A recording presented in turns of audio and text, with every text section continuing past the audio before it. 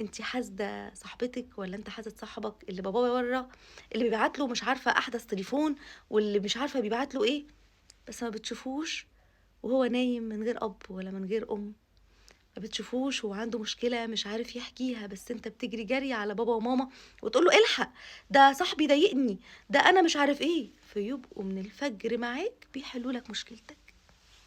أنتِ شايفة صاحبتِك اللي ربنا فتحه عليها وبقت تسافر كل يوم في بلد، وبقى معاها فلوس، وبقى مش عارف إيه، بس مش بتشوفيها وهي عندها ابتلاء،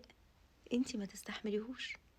ما بتشوفيهاش وهي بتبكي من حاجة مش عارفة تنساها،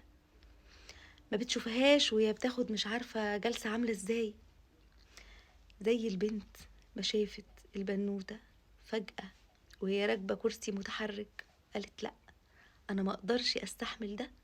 خليكي متأكدة إن لأ، ما تقدريش تشيلي العيشة دي أو تستحملي العيشة دي، فلو عايزة تشيلي حاجة شيليها بحالها،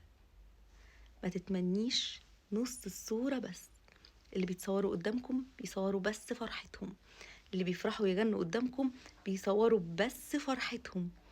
انت مش معاهم في كل الكواليس. فاحمد ربنا واشكر ربنا، وخليك عارف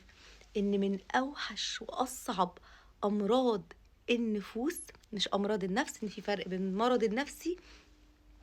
والابتلاءات النفسيه. يعني في واحد المرض النفس ده زي اللي هو غير المرض النفسي، المرض النفسي زي الاكتئاب بيبقى نقص في الدوبامين، نقص في السيروتونين، دي حاجات تانية بتتعالج وبندرسها وبنروحوا للناس استشاريين متخصصين. اما امراض النفس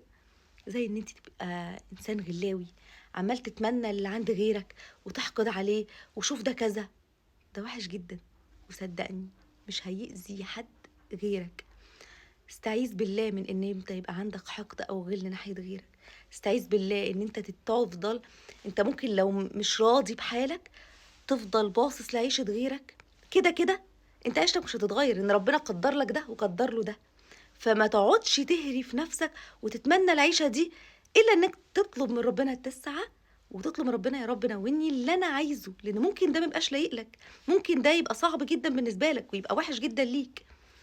الناس اللي بتحقد وبتتمنى تبص لغيرها، حرام بيعيشوا طول عمرهم مش مبسوطين، لأن مهما طلعوا في سلالم هما مش حاسين باللي بيوصلوا له، لأن هما برضه باصين لغيرهم، فبيفضلوا يأذوا غيرهم، يأذوا غيرهم بالكلام، بالحقد، بالحسد، يتكلموا عليهم، يقولوا حاجات مش فيهم أو فيهم، يفضلوا يتمنوا العيشة اللي هم عايشينها ويبصوا دايما لعيشتهم. دول